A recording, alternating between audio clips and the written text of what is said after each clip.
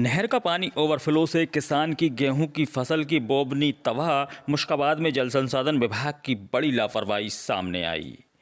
मंगलवार दोपहर 1 बजे प्राप्त जानकारी के अनुसार रायसेन जिले के दीवानगंज क्षेत्र के ग्राम मुश्काबाद में जल संसाधन विभाग की बड़ी लापरवाही सामने आई है। हलाली नहर का पानी ओवरफ्लो होकर किसान के खेत में पहुंच गया, जिससे एक दिन पहले की गई बोवनी पूरी तरह से ख़राब हो गई। किसान जावेद खान निवासी सेमरा स्टेशन ने बताया कि उन्होंने मुश्काबाद में 30,000 रुपये प्रति एकड़ के हिसाब से ज़मीन लीज पर ली थी। इस सीजन में उन्होंने दूसरी बार बोवनी की थी, लेकिन नहर का पानी फिर से उनके खेत में भर गया, जिससे उनकी पूरी मेहनत बर्बाद हो गई। घटना की जानकारी मिलते ही जल संसाधन विभाग के सब इंजीनियर के खरे और अन्य कर्मचारी मौके पर पहुंचे। सब इंजीनियर ने किसान को मुआवजा के लिए आवेदन देने की सलाह दी और आश्वासन दिया कि उचित मुआवजा दिया जाएगा। हालांकि उन्होंने किसानों पर भी आरोप लगाया कि कुछ किसान खुद नहर के गेट खोल देते हैं, जिससे पानी ओवरफ्लो होता है। बड़ा सवाल ये भी उठता है कि जब नहर पर चौकीदार है तो फिर अन्य किसान कैसे नहर का गेट खोल देते हैं। किसान का कहना है कि ये समस्या पिछले 2 से 3 सालों से बनी हुई है, लेकिन अब तक उन्होंने कोई मुआवजा नहीं मिला। वहीं सब इंजीनियर का कहना है कि रेलवे विभाग द्वारा नहर के क्रॉसिंग का काम अधूरा है। जब रेलवे द्वारा ये कार्य पूरा कर लिया जाएगा, तब नहर के ओवरफ्लो की समस्या ख़त्म हो जाएगी।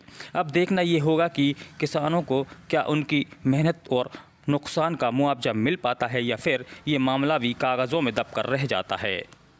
हमें आपका मोहम्मद जावेद। पानी कैसे आ गया खेत में? खेत में ओवर हो गई रात में नहर 2 बार हो चुकी है। एक बार पहले बो दिया था मैंने, तो 12 तारीख को फिर ओवर हो गई थी। फिर उसमें कुछ नहीं हुआ, जगह जगह हुआ, पूरा फसल खराब हो गई। फिर मैंने कल बोया है, शाम को कल बो के गया हूँ और रात में फिर ओवर हो गई। सुबह आके देखा फिर पानी पानी हो गया पूरे खेत में। तो इसमें किसकी लापरवाही सामने आई? इसमें लापरवाही है जो गेट पे जो आदमी रखा है इनने, नहर वालों ने, उसकी लापरवाही है। वो क्या करता है? वो खोल दी उनने और रात में राउंड नहीं लगाते। वो रात में देखते नहीं है। कोई भी किसान जाता है पानी से हैंडल से नहर को खोल देता है तो पूरा पानी यहाँ रुक के ओवर हो जाती है। अच्छा, यहाँ रुकता क्यों? इधर आगे निकलने का रास्ता आगे अभी रेलवे ने व्यवस्था नहीं करी उसके निकलने की। रेलवे क्लियर करेगी, 1 साल का बोल रहे हैं कि 1 साल का वक्त लगेगा।